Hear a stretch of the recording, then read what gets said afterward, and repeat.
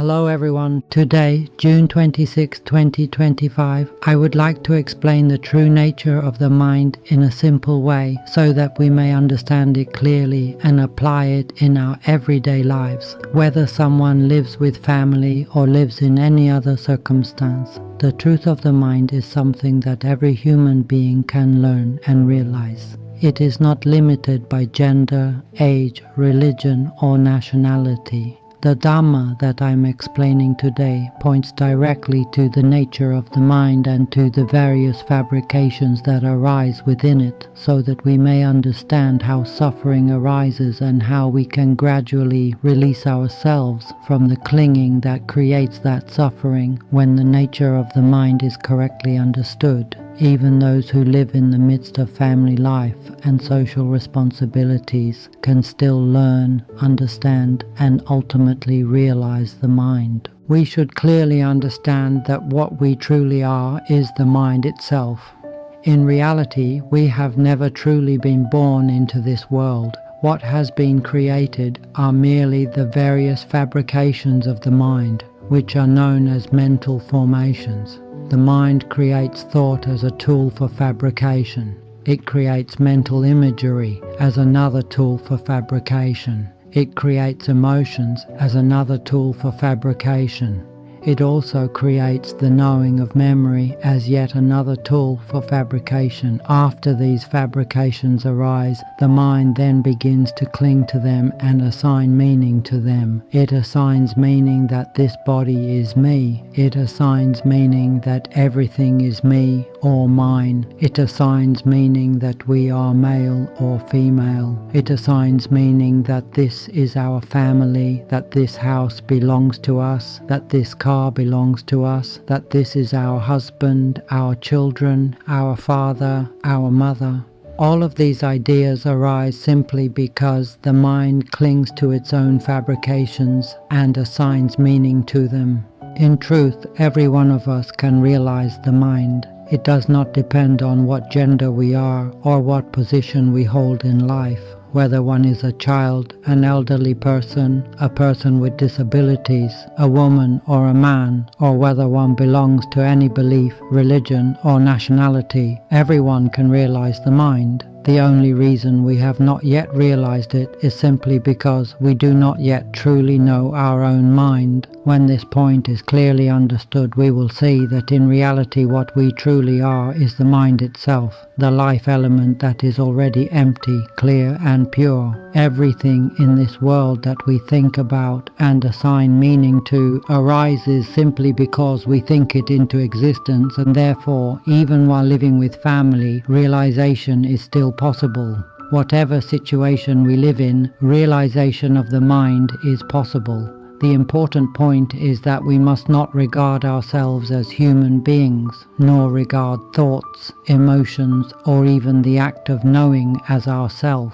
We should always remember that in truth we are a formless life, a pure element that is empty and clear. We merely make use of voice in order to communicate. We make use of mental images in order to think. We make use of emotions as instruments of fabrication. We make use of memory and knowing to learn about this world. And we use the body only as a temporary vessel. All of these things exist only as tools through which the mind learns and eventually realizes itself. They are not meant to be clung to. Even the voice I am speaking right now is only something used temporarily and then let go. Can anyone see that this voice that is speaking does not truly have a self and cannot be grasped? It is the same with the voice of thought that is constantly thinking within us. It is merely a phenomenon that arises for a moment and then disappears.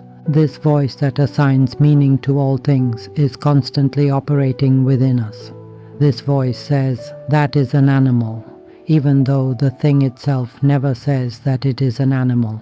The voice that is thinking continuously inside the mind works in this way. Whenever it sees something, it immediately begins to think and assign meaning to it, declaring what that thing is. For example, it may look at something and immediately say, "That is a scorpion," even though the thing itself has never said that it is a scorpion. The moment perception occurs, thought immediately enters and assigns meaning to what is perceived. The natural function of the mind is to know. When an image comes into contact with it, it knows immediately. When a sound comes into contact with it, it knows immediately. When smell, taste, or physical sensation comes into contact with it, it knows immediately. After this knowing occurs, thought arises immediately afterward in order to assign meaning to what has been perceived. These fabrications, both the activity of thinking and the activity of knowing, are natural processes that we make use of in order to learn about the world. We rely on these tools in order to learn everything in this world and ultimately to turn back and discover the truth that what we truly are is the mind. The ultimate purpose of these tools that we rely upon is to allow us to see that all phenomena are not the mind and to realize that what we truly are is the mind, the life that has no form. Yet at present we have become lost and cling to these tools as if they were ourself, believing that we are human beings. We cling to the voice that communicates, and we cling to the voice of thought that is constantly thinking within us. We then use that voice to assign meaning to everything. For example, the voice says that something is a pig or a chicken, even though those things have never spoken and declared what they are. The same voice assigns meaning and says that something is a wall or that something is a temple, even though those things themselves have never said what they are. Let us try placing our hand on it and see whether there is anything that actually indicates that this thing is a temple. What is really there? There is only cement, trees, soil, iron and wood. Where then is the temple? The cement does not say that it is a temple. The soil does not say that it is a temple. The iron and the wood do not say that they are a temple. Yet we use language to designate it and give it a name, saying that this is a temple. This is something created by mental fabrication. We are playing with the assigning of meaning through thought, and we are relying on conventional language to name everything, but in the end we forget that these are only conventions, and we begin to cling to them as if they truly exist. In reality, all phenomena consist only of earth, cement, wood, iron, water, and the elements of earth, water, fire, and wind. What is there that truly indicates that something is what we say it is? Everything comes into being only because we think it into existence. Therefore the sages have said, because of ignorance fabrication arises. When the mind does not know, it begins to fabricate. We have forgotten that what we truly are is the mind that seeks understanding. The mind therefore creates tools through which it fabricates and learns about the world. When we clearly understand this, we will see that the thoughts we have all the time, the thoughts that create stories and assign meaning, together with the knowing that arises, are merely tools. We are not these phenomena. And in truth, we are not human beings either. This very thought is what says that this body is an arm or a leg.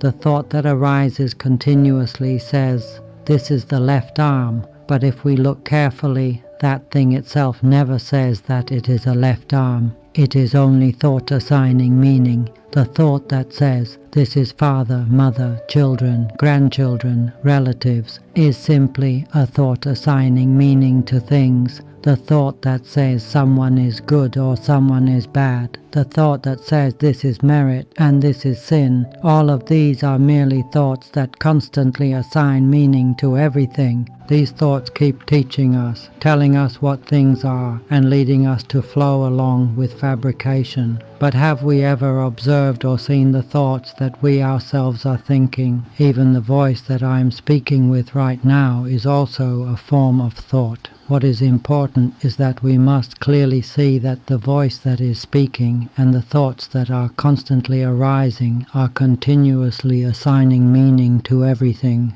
In truth, what we are is the pure element, yet we rely on thought and these fabrications to assign meaning to everything. The mind then attaches to those things in order to learn through them. It is similar to a leech that must attach itself to a person or an animal in order to draw blood. A leech must cling to something in order to survive. In the same way, the mind sends its current to cling to thoughts, to cling to the activity of knowing, to cling to mental images, to cling to memory, and to cling to emotions in order to learn through these fabrications. The mind sends its current to cling to these fabrications in order to use them for fabrication and learning. But when the mind still does not know, the ignorant mind mistakenly clings to them and truly believes that we are thoughts, that we are emotions, and even knowing itself, we truly believe that we are these phenomena. And once we flow along with those fabrications, we continue further to believe that we are human beings. The voice of thought then tells us that we are human, that we are women or men, that we have names and surnames. Yet in reality, the mind cannot become a human being. The mind cannot become a person. The mind cannot become voice, mental imagery, or emotion. This is because the mind is a pure element. The mind cannot transform itself into any kind of fabrication. At the same time, these fabrications cannot fabricate the mind either. It is as if they exist in entirely different dimensions. The mind is the originating element and has no dimension. Thoughts, emotions, and the various activities of knowing belong to the dimension of fabrication, which may be called the mental element or the subtle body. When the mind becomes lost in these fabrications, it also clings to the gross body, the dimension of form. Because of this, the misunderstanding arises that the mind clings to form and mental phenomena, but in truth the mind is the primordial element and is not connected to form or mental phenomena at all. The way to release ourselves from this delusion is to turn back against the current and awaken by observing thought as the primary focus. We simply need to see clearly that the thoughts arising within us are operating on their own. For example, while we are sitting and eating with our family, a thought may arise saying that we need to take the motorcycle to be repaired because it will not start. The thought may continue saying that the motorcycle must be loaded onto a pickup truck and taken to a repair shop. But after thinking this, heavy rain may begin to fall. Then another thought immediately arises, saying that if it rains heavily like this, the motorcycle cannot be taken to the repair shop.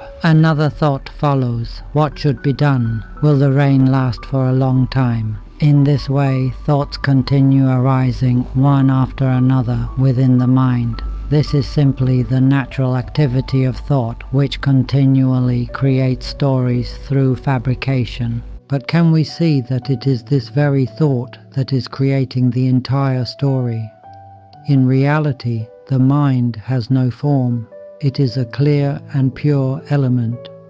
Yet the mind comes to believe that it is a human being who is sitting there eating. The mind believes that it must take the motorcycle to be repaired, even though the mind itself cannot ride a motorcycle. Still, the mind assumes that the motorcycle belongs to it and that it must be repaired, as if the mind itself could ride it. And when the rain falls, thought continues further, saying that because it is raining, the motorcycle cannot be taken to be repaired. The mind then believes this as well, thinking that the rain will prevent it from repairing the motorcycle. In truth, however, the mind has nothing to do with the rain at all. The mind is a clear and pure element. Nothing can truly affect this pure element. It is like the clear emptiness that exists before us. Even if rain pours down in torrents, the rain cannot affect that emptiness. Even if a nuclear bomb were to explode in the sky, the explosion might destroy many things, yet the emptiness itself would not be affected in any way. Our mind is the same. It is the originating element and has no dimension. In contrast, form and name exist in different dimensions. Name belongs to the dimension of the subtle body, while form belongs to the dimension of the physical body. Form and name are merely phenomena that arise from the mind, appearing for a moment and then dissolving again. If we understand this truth and listen to the teachings often enough until we clearly understand them, the practice of Dhamma becomes simple. It becomes the understanding of the mind and the observation that the thoughts arising and the voice speaking are not self. We must see clearly how these phenomena are not self and how they are anatta. This is what the sages realized when they awakened to the mind, and therefore they taught us that form and name are not self and do not truly possess a real existence. Form belongs to the dimension of the gross body, while name belongs to the dimension of the subtle body, which may be understood as a deeper and more subtle dimension of experience. All of these are merely phenomena that surge forth from the mind and then dissolve again. When I myself listened to the Dhamma of the sages, I tested it for myself. You should do the same. Verify it for yourselves. The sages have taught, Ehipasiko, Opanayiko, Pakatam. Come and see for yourselves. Bring the understanding inward and realize it directly within your own mind. Bring this understanding back into the mind and contemplate it deeply until realization arises. When we examine it in this way, we will come to know for ourselves, as Pakatam, direct personal realization, that everything in this world arises only because we think it into existence. We assign meaning and say that this is the world. The voice of thought assigns meaning and says that these are father and mother, relatives, children and grandchildren. All of this arises from our own thinking. In truth, the mind has no family. The mind has no form. The mind has no father, mother, children or relatives. The mind cannot ride a motorcycle, and the mind cannot fear the rain.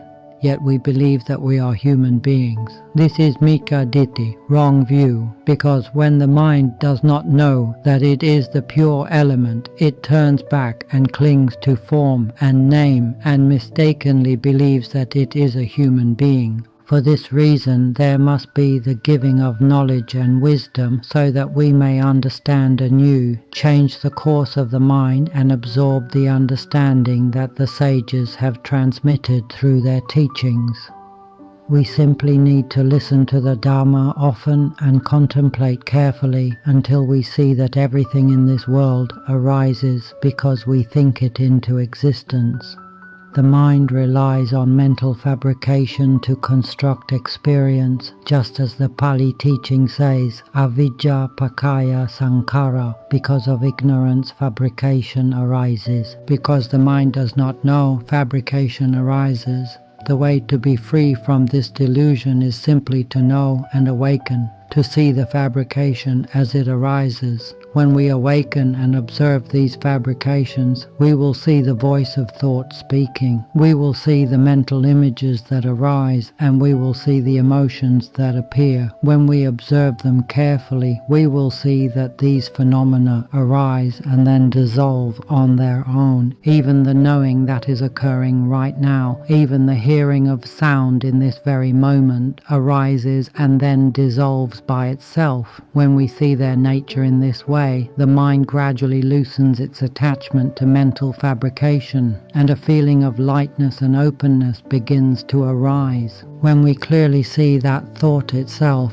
is what creates all the stories, the knowledge that we once held, believing that we are human beings, begins to loosen. For example, while we are sitting and eating, a thought may arise saying that we must take the motorcycle to be repaired. Then suddenly heavy rain begins to fall, and another thought immediately appears saying that if it rains like this, the motorcycle cannot be taken to be repaired. If at that moment we see that the thought is speaking in this way within the mind, understanding will arise. We will see that everything that has appeared is simply a thought fabricating a story. The practice of Dhamma, therefore, does not require any special place. We can practice anywhere. When we listen to Dhamma, that is pariyatti, the study of the teachings. When we see a thought arise, that is patipatti, the practice. Then we begin to understand that it is thought itself that assigns meaning to everything.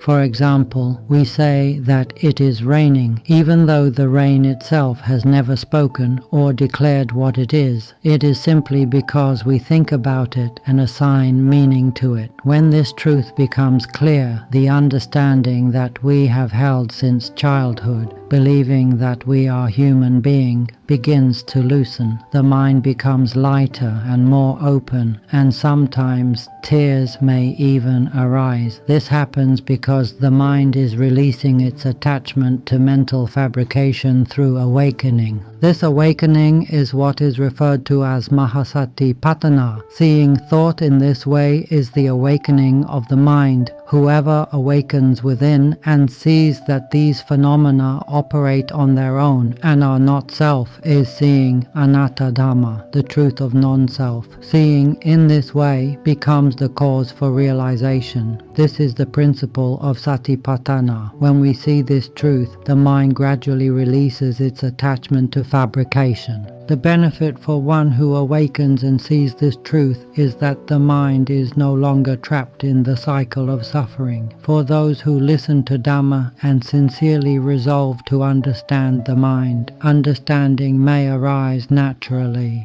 When such awakening occurs, pariyatti and patipatti arise together, leading to pativeda, direct realization born from true understanding. Its appearance has no self, and its disappearance also has no self. For the awakened mind, such phenomena are therefore without value. When we understand the nature of fabrication in this way, the mind gradually releases itself from mental fabrication and realization of the mind arises. We come to know for ourselves that what we truly are is the pure element. The mind becomes light and open, and sometimes tears may even arise because the mind is releasing its attachment to the cycle of fabrication. This is the practice of Dhamma. This is the realization of the mind. Even while living with our families, we can practice at all times simply by seeing that thought is thinking and that the activity of knowing is knowing on its own. We must understand deeply that the mind cannot be a human being. We are not human beings. We are not this voice, and we are not the knowing that occurs. What we truly are is formless life, a pure element of great clarity, unified with the element of the universe. Realize this truth. Let me give an example. I will play the role of a character in a conventional world. Suppose that I am a human being, even though in reality we are not human beings, but the mind, the pure element itself. Understand this point clearly. I will repeat this often, but for the moment, let us suppose that I am a human being. I am lying down comfortably, looking at the roof of my house. Then a thought suddenly arises. I hate that roofer. What kind of roofing work is this? The tiles are misaligned. I paid a lot of money for this roof, yet the tiles are misaligned by 1 millimeter. Then I begin to think further. This cannot be accepted. I should call him and complain. How can he do such poor work? How can the roof be misaligned by 1 millimeter? At this moment I am playing with thought. Can you see how it is playing with thought? I am simply lying down comfortably, yet I begin to create anger. Before this, there was nothing at all. I was lying there peacefully, but once thought begins to operate, it starts thinking, it starts fabricating, and anger immediately arises. Then the mind even wants to go and complain to the roofer. Let us look carefully at what is happening. Can you see that suffering has already arisen? Where does this suffering come from? Who created it? The suffering arises from ourselves, from our own fabrication. We create the thought, we create the emotion, and then we go on to experience anger, hatred, resentment, and hostility. We bind ourselves together in cycles of conflict, becoming enemies to one another. But I want to tell you something important. Everything I have just described does not actually exist. I merely created the story as an example. In truth, I am the mind, and you are also the mind. We are not human beings, and even that roof has nothing to do with the mind. The roof is simply material elements assembled to provide shelter from sun and rain. We have nothing to do with the roof at all. The fact that the roof is misaligned by 1 millimeter does not wound our heart, it does not wound our body, and it does not shorten our life. A roof misaligned by 1 millimeter does not stop us from breathing, nor does it make our food taste unpleasant.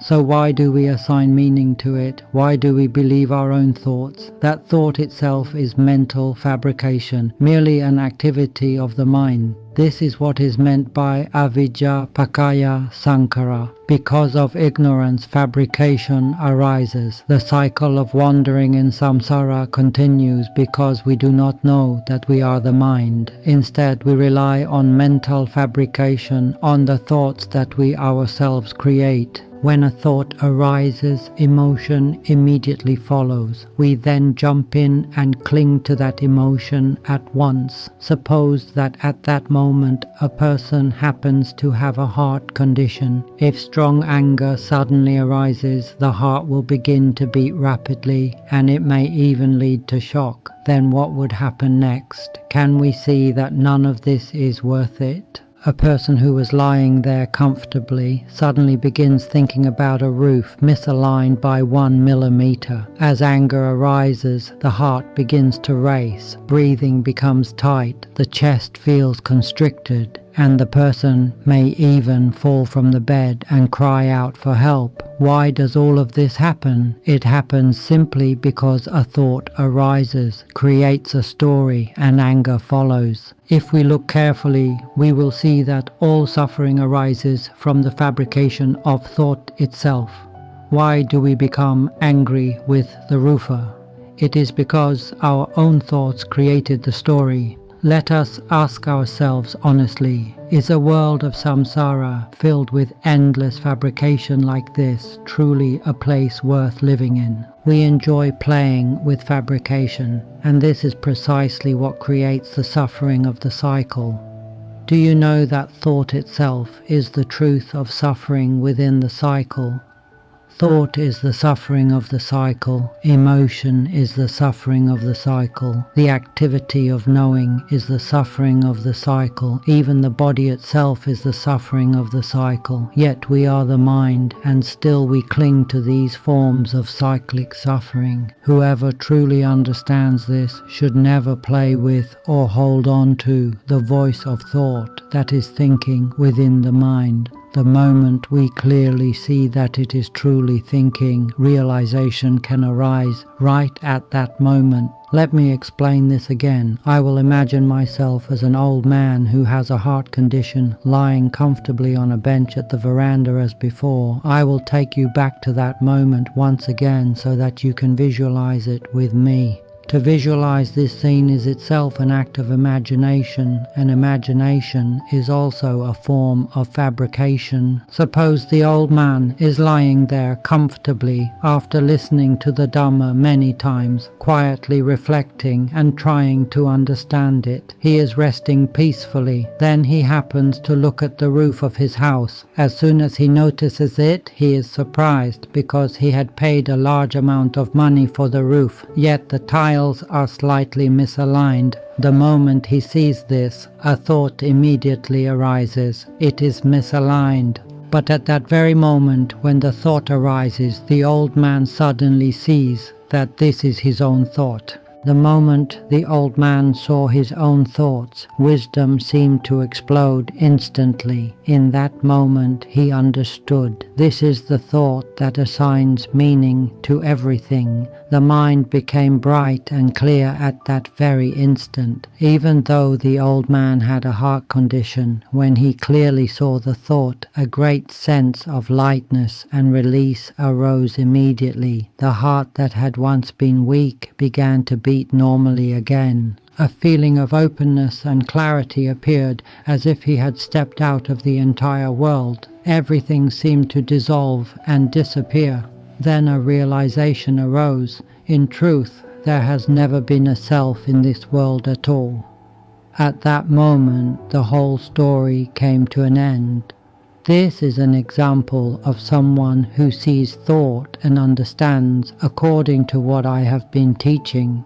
When this is seen clearly, the mind realizes that thought is not the self, and the mind releases itself from clinging to those fabrications. Now I will explain another form of thought so that you may see it more clearly. This is what we call deeply embedded memory. In truth, such memory arises because we keep playing with a particular thought and refuse to let it go. We repeat that thought again and again until it sinks deeply into the mind. Think about whether you have ever recalled an event from the past, such as someone who once hurt your feelings or broke your heart.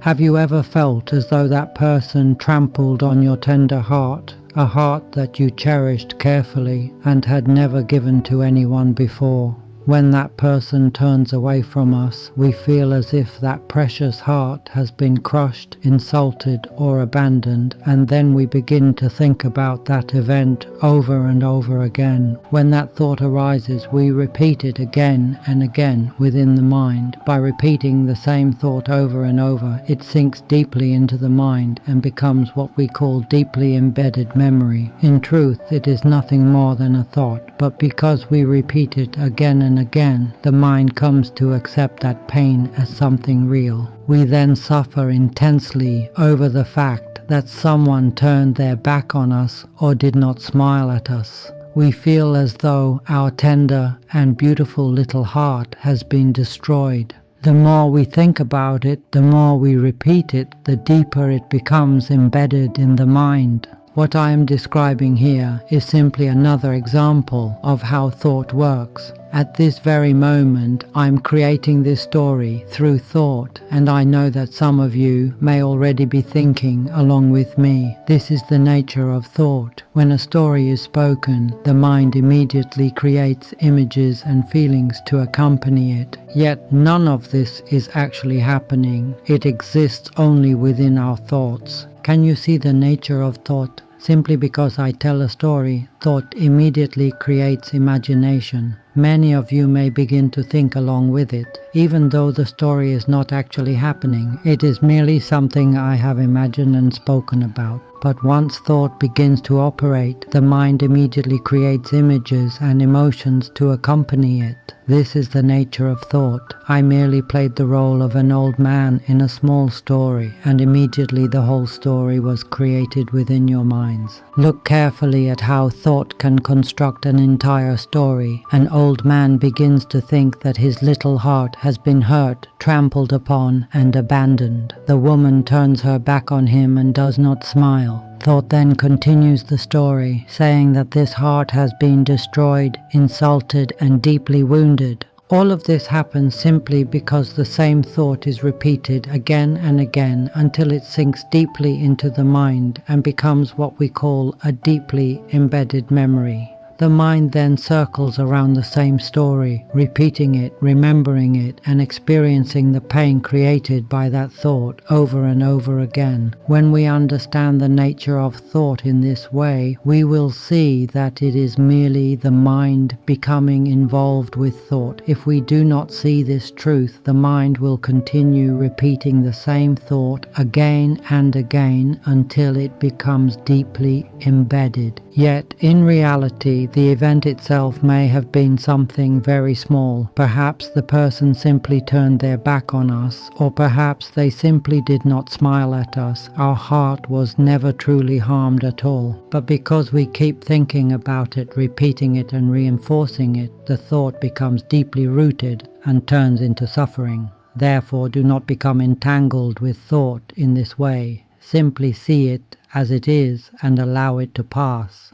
This is simply its natural way. When it arises, just know it as it is. Whatever arises, know it and then let it pass. Do not repeat it again and again in your mind. When we keep repeating it, that knowing becomes embedded within the dimension of fabrication. We simply recognize that a thought has arisen. Whatever phenomenon appears, just know it as it is. Know it and then let it pass. When a thought arises, know it and allow it to pass. Do not repeat it and do not circle around it. If we continue thinking about it again and again, the mind will remain trapped within the cycle without end, sinking deeper and deeper into the cycle of fabrication. In this way, we ourselves create the cycle. Therefore, do not create it again. When a thought arises, or when any story appears in the mind, simply see it and allow it to dissolve. Know it and let it pass. Do not hold on to it and do not repeat it. See that the thought itself has no real value. I would like to tell you this: allow thoughts to arise naturally and allow them to dissolve naturally as well.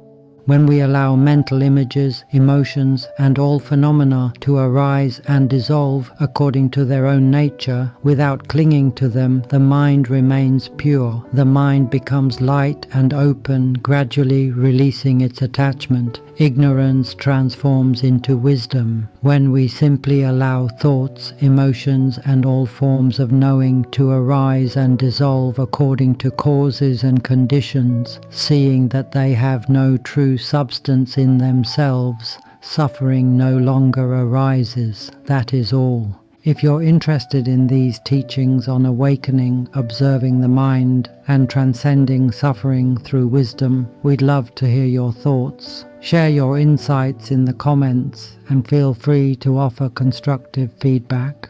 If you find this content valuable, please like, share, and subscribe to the channel.